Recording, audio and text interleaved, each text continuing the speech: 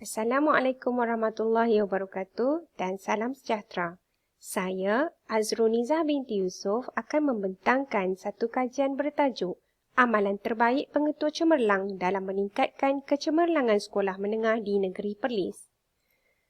Kandungan pembentangan saya akan berkisar tentang pengenalan dan latar belakang kajian, ulasan kajian lepas, metodologi, dapatan kajian dan perbincangan, dan seterusnya kesimpulan.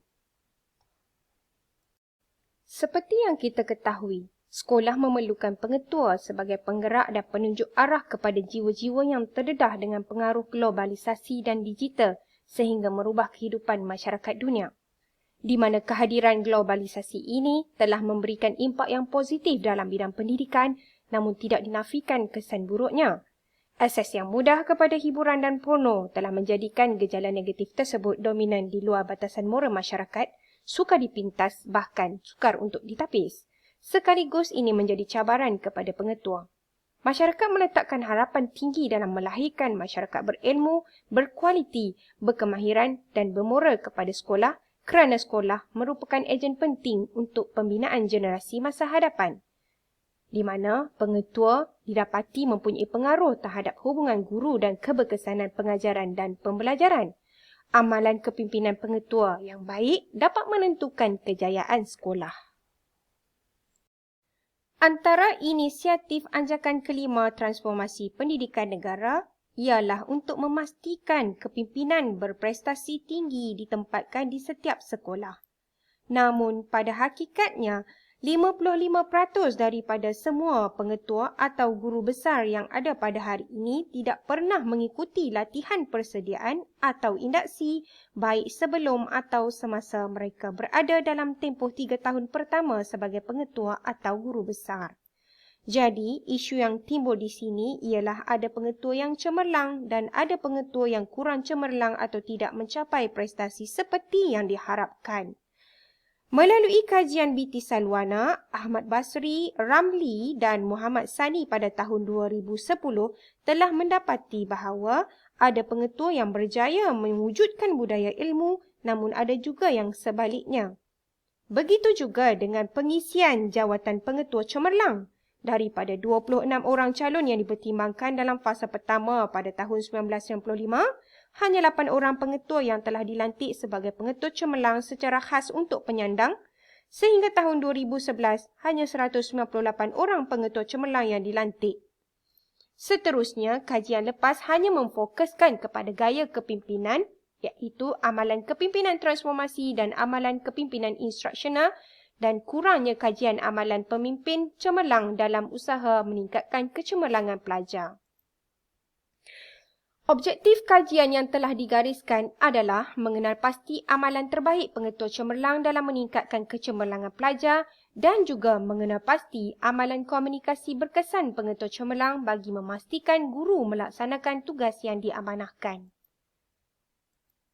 Terdapat 3 skop yang telah digariskan untuk kajian ini. Yang pertama adalah, kajian ini terhad kepada amalan terbaik pengetua cemerlang yang mana melibatkan 2 buah sekolah menengah di negeri Perlis iaitu Sekolah Menengah Harian Biasa dan Sekolah Menengah Berasrama Penuh. Manakala skop yang ketiga adalah hanya amalan yang berkait dengan kecemerlangan pelajar sahaja yang akan diperhatikan. Terdapat 3 kepentingan kajian ini iaitu yang pertama, memberi gambaran sebenar tentang amalan pengetua cemerlang yang boleh dipraktikkan di sekolah harian biasa dan juga sekolah berasrama penuh. Yang kedua, memberi maklum balas kepada pihak Kementerian Pelajaran Malaysia yang mewujudkan jawatan pengetua cemerlang dan Institut Aminuddin Baki yang memberikan latihan kepada pengetua. Seterusnya yang ketiga, memberi panduan kepada pengetua baru dan pengetua yang kurang mencapai tahap kecemerlangan. Terdapat 5 ulasan kajian lepas yang telah ditelitikan. Yang pertama, amalan terbaik. Amalan terbaik terdiri daripada teknik, kaedah atau proses. Merupakan ciri standard pengurusan yang diiktiraf seperti ISO 9001. Ditetapkan oleh pihak berkuasa seperti badan kerajaan atau pihak pengurusan bergantung pada keadaan. Amalan terbaik dapat disimpulkan sebagai satu amalan yang digunakan sebagai penanda aras dan boleh dijadikan contoh ikutan kepada orang lain. Pengetua cemerlang. Pengetua cemerlang merujuk kepada anugerah tertinggi dalam bidang kepengetuaan dengan pemberian grade DG52, DG54 dan Jurusan C, iaitu anugerah yang memberi jaminan berkualiti kepada pengetua sebagai pakar dalam bidang kepengetuaan, malah mereka adalah pakar rujuk dalam bidang kepimpinan dan pengurusan sekolah. Pelantikan pengetua cemerlang bermula pada 16 November 1995.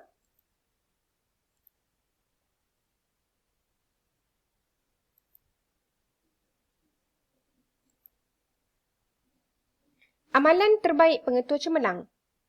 Kepimpinan pengajaran menurut Syariq ialah proses menyedia, mencerap, memotivasi guru-guru dalam pengajaran, bertindak sebagai pakar rujuk, membimbing dan memberikan tunjuk ajar kepada guru-guru dalam proses pengajaran, kurikulum, penggunaan alat bantu mengajar dan pengurusan kelas dan pencapaian matlamat dan misi sekolah. Maka, pengetua cemerlang perlu berusaha mewujudkan persekitaran kerja yang produktif dan memuaskan hati guru-guru dan memperkembangkan pembelajaran murid-murid mengikut Ishak 2004. Lokman M. Al-Muzammil dan Miss Lina pada tahun 2013 mendapati pengetua cemerlang kerap melaksanakan 11 fungsi dalam kepimpinan pengajaran dengan fungsi penetapan dan penguatkuasaan dasar atau standard kurikulum sebagai amalan. Binti Salwana, Ahmad Basri, Ramli dan Muhammad Sani pada tahun 2010 telah mendapati bahawa pengetahuan yang tinggi dalam bidang pengurusan adalah penting untuk menentukan langkah-langkah dan program yang sesuai dengan perkembangan murid bagi mencapai matlamat kurikulum dan juga kurikulum. Fulan dan Bas berpendapat, masing-masing berpendapat bahawa kesukaran untuk memajukan sekolah akan dapat ditangani jika pengetua melibatkan setiap orang dalam organisasi. Flumfett dan Maxfield 2009 mengatakan pengetua yang berkesan ialah yang mengamalkan kerjasama dan berkongsi dalam membuat keputusan. Hal ini disokong oleh Aisyah Noraisan, Citra Adiodi dan Rohaida 2010 yang berpendapat bahawa amalan-amalan terbaik adalah pengagihan dan perkongsian tanggungjawab serta kuasa untuk membuat keputusan. Amalan berkomunikasi berkesan pengetua cemerlang. Gusan Begum 2013 telah menjalankan kajian untuk mengetahui aktiviti dan amalan komunikasi yang dilaksanakan oleh pemimpin-pemimpin sekolah yang telah berjaya menarik minat penglibatan ibu bapa dan komuniti dalam membantu perkembangan pelajar di sekolah pendidikan khas. Hasilnya mendapati ada lima tema utama yang muncul iaitu strategi sandwich communication, empati, mendengar, merendah diri dan respons positif. Adalah mudah untuk seseorang pemimpin mencapai kejayaan jika mereka mempunyai kemahiran bekerjasama melalui komunikasi berkesan dan mampu berkongsi urusan serta melaksanakan perhubungan yang baik serta berusaha menyelesaikan konflik secara penyelesaian menang-menang. Selain itu, terdapat satu model yang telah direka oleh Ramirez Smith pada tahun 1999 di mana telah dinyatakan di dalam kajian Gusan Begum pada tahun 2013 yang mana panduan untuk memperkasakan budaya komunikasi secara pemuafakatan serta menyarankan pentadbir mengamalkan 3 sikap iaitu membuat keputusan melalui persetujuan ramai dan tidak menggunakan kuasa mutlak. Yang kedua, berusaha menyelesaikan masalah dan mengelakkan menyalahkan ahli yang lain. Yang ketiga, kesediaan berkongsi tanggungjawab kepimpinan dan sentiasa belajar untuk menggalakkan hubungan baik dengan pihak luar. Kajian ini merupakan kajian kes yang menggunakan data kualitatif kerana ia memfokuskan kepada pengetua cemerlang yang mempunyai ciri-ciri yang ingin dikaji iaitu amalan baik pengetua cemerlang dalam meningkatkan kecemerlangan pelajar. Dalam memilih responden, pengkaji menggunakan kaedah persempelan bertujuan. Pengkaji memilih 2 orang pengetua cemerlang kerana hanya mereka berdua yang mendapat cemerlang daripada sejumlah 31 orang pengetua di sekolah menengah di negeri Perlis, iaitu seorang di sekolah menengah harian biasa dan seorang lagi di sekolah menengah berasrama penuh. Bagi mengumpul data yang dikehendaki, pengkaji menggunakan teknik temu bual separa berstruktur sebagai instrumen kajian. Temu bual separa berstruktur digunakan kerana temu bual jenis ini bersifat lebih fleksibel dan keadaan ini membolehkan responden menghurai apa yang difikirkan kepada pengkaji. Selain itu, temu bual jenis ini juga membolehkan pengkaji menambah soalan untuk mendapatkan maklumat yang lebih dan memastikan bahawa soalan yang ditanya bersesuaian dengan tahap pemahaman responden. Pendekatan analisis kandungan seperti yang dicadangkan oleh Mars dan Haberman 1994 dan Merriam 1958 telah digunakan untuk menganalisis temu bual. Mereka mencadangkan 3 urutan aktiviti yang berlaku serentak iaitu pengurangan data, data reduction, persembahan data dan membuat kesimpulan atau menentusahkan verification. Pengurangan data merujuk kepada proses memilih, memfokus dan memudahkan, menyaring dan menukar data yang dihasilkan transkripsi. Persembahan data merujuk kepada paparan maklumat yang telah tersaring yang membolehkan kesimpulan dibuat. Data daripada temu bual ditriangulasikan dengan data temu bual dengan guru daripada pemerhatian dan juga analisis laman sesawang bagi tujuan meningkatkan kebolehpercayaan kajian kualitatif ini. Sebanyak 2 buah sekolah terlibat dalam kajian ini, iaitu Sekolah Menengah Berasrama Penuh yang terdiri daripada 550 orang pelajar dan 65 orang guru. Kelas hanya setakat tingkatan 5, di mana kedudukan sekolah ini agak jauh daripada pusat memberi belah. Dan sekolah ini mempunyai 3 orang penolong kanan, iaitu penolong kanan pentadbiran, penolong kanan hal ehwal murid dan penolong kanan kokurikulum. Yang kedua, iaitu Sekolah Menengah Harian Biasa yang terdiri daripada 1,138 orang pelajar dan 92 orang guru. Sekolah ini mempunyai pelajar tingkatan 6 dan kelas pendidikan khas. Ini bermakna penolong kanan di sekolah ini terdiri daripada 5 orang, iaitu penolong kanan pentadbiran, penolong kanan hal ehwal murid, penolong kanan kokurikulum, penolong kanan tingkatan 6 dan penolong kanan pendidikan khas. Berdasarkan data kualitatif, teknik pengekodan yang digunakan berjaya mengasingkan data daripada 2 kategori kepada tema-tema yang berlainan. Daripada kategori amalan baik pengetua cemerlang dalam meningkatkan pencapaian pelajar, terdapat 6 tema yang muncul, iaitu mengenal pasti standard pencapaian minima, mewujudkan slogan, mengamalkan penurunan kuasa, mengadakan hubungan dengan pihak luar, mengadakan program peningkatan akademik dan melaksanakan sendiri latihan dalam perkhidmatan dan bekerja secara berpasukan. Melalui tema yang pertama ini, pengetua cemerlang didapati telah mengenal pasti standard pencapaian minima sesuatu acara yang dipertandingkan dan hanya berlaku di sekolah menengah harian biasa. Idea kreatif pengetua tersebut telah meningkatkan kecemerlangan pelajar dalam bidang kokurikulum. Sekolah yang tidak pernah mendapat pingat sebelum ini telah berjaya, manakala sekolah yang pernah meraih pingat semakin bertambah jumlah pingatnya. Ini menunjukkan pengetua mempunyai pengetahuan yang tinggi dalam bidang pengurusan kokurikulum seperti mana yang dinyatakan di dalam kajian BT Salwana, Ahmad Basri, Ramli dan Muhammad Sani 2010. Bagi tema yang kedua, pengetua cemerlang mewujudkan slogan yang berbeza bergantung kepada pencapaian pelajarnya. Slogan yang diwujudkan memberi kesan ke atas kecemerlangan pelajar. Slogan juara milik kita dan bersama menyumbang untuk kecemerlangan telah menyumbang dalam kecemerlangan sukan dan akademik. Amalan tersebut juga dilaksanakan di sekolah menengah harian biasa sahaja. Bagi tema yang ketiga, kedua-dua sekolah didapati mengamalkan konsep penurunan kuasa kepada guru-guru penolong kanan bagi membantu membuat pencerapan terutamanya apabila berhadapan dengan guru-guru yang kurang berkesan dalam menjalankan tugas yang diamanahkan. Begitu juga dengan tugas menegur pelajar. Bagi tema yang keempat, mengadakan hubungan dengan pihak luar di mana hubungan dengan pihak luar terutamanya dengan pihak universiti telah ternyata membantu meningkatkan kecemerlangan pelajar di sekolah menengah berasrama penuh. Pelajar-pelajar berjaya mendapat 1 pingat emas, 1 perak dan 1 anugerah khas hasil daripada kerjasama dengan UNIMAP. Namun, hal tersebut kurang mendatangkan kesan kepada pelajar di sekolah menengah harian biasa, memandangkan sikap mereka yang sama sahaja selepas program keagamaan yang diadakan. Terdapat perbezaan yang jelas di antara sekolah menengah berasrama penuh dengan sekolah menengah harian biasa.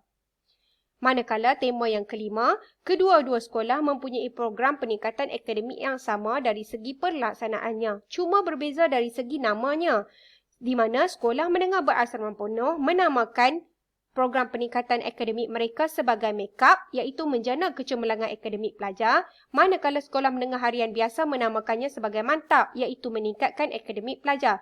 Program tersebut diwarisi daripada pengetua terdahulu dan bukanlah merupakan idea pengetua cemerlang itu sendiri dan sebaliknya ia diteruskan serta ditambah baik. Tema yang terakhir iaitu melaksanakan sendiri latihan dalam perkhidmatan dan kerja berpasukan telah mendapati pengetua cemerlang di sekolah menengah harian biasa memberikan komitmen dan kemahiran yang tinggi dalam mengenal pasti dan melaksanakan program perkembangan staf. Ini dapat menimbulkan semangat guru dalam meningkatkan kualiti perkhidmatan. Kerjasama yang terhasil melalui perhubungan individu dalam sesebuah kumpulan inilah yang dapat menyemarakkan budaya kerja berpasukan dan yang mana budaya kerja berpasukan tersebut merupakan aspek penting untuk mencapai wawasan sekolah dan hasrat falsafah pendidikan negara seperti mana yang dinyatakan oleh Muhammad Najib Abdul Ghaffar dan Tay Seok Beng 2011.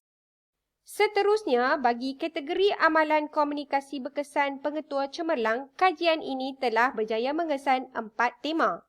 Tema yang pertama iaitu amalan komunikasi secara lisan, di mana pengetua cemerlang berkomunikasi dengan guru dan pelajar secara lisan melalui perhimpunan mingguan dan monitor, teguran secara halus dan begitu juga mesyuarat yang diadakan sekiranya perlu. Amalan komunikasi secara bertulis, kajian telah mendapati bahawa laman sesawan dan blog rasmi kerajaan sangat aktif dalam menyiarkan maklumat-maklumat penting dan terkini. Memo dan surat tunjuk sebab pula digunakan kepada guru-guru yang bermasalah. Manakala gabungan lisan dan bertulis juga diamalkan oleh pengetua cemerlang, di mana penggunaan handout semasa taklimat pagi Isnin, mutiara kata bertukar ganti dan juga media sosial seperti WhatsApp dan juga Facebook seiring dengan kemajuan teknologi turut digunakan. Guru-guru dapat menyimpan bahan bertulis sebagai rujukan di kemudian hari. Seterusnya, penggunaan khidmat orang tengah. Kajian mendapati pengetua cemerlang telah mengendalikan krisis guru dengan melantik orang tengah atau perantara sebagai pembimbing kepada guru berkenaan. Hasil kajian telah menemui 6 tema berhubungan dengan amalan terbaik pengetua cemerlang iaitu kena pasti standard pencapaian minima, mewujudkan slogan, mengamalkan penurunan kuasa, mengadakan hubungan dengan pihak luar, mengadakan program peningkatan akademik, melaksanakan sendiri latihan dalam perkhidmatan dan bekerja secara berpasukan. Hasil kajian juga mendapati 4 tema amalan komunikasi pengetua cemerlang iaitu secara lisan, bertulis, gabungan lisan dan bertulis dan juga menggunakan khidmat orang tengah. Secara rumusannya, kajian ini telah menjawab kesemua persoalan yang telah ditetapkan. Sebagai kesimpulan, dapatan ini diharapkan menjadi panduan kepada pengetua yang baru dilantik agar dapat memimpin dengan cemerlang dan seterusnya merealisasikan hasrat negara ke arah pendidikan bertaraf dunia. Berikut merupakan senarai rujukan yang digunakan untuk menghasilkan kajian ini. Sekian, terima kasih.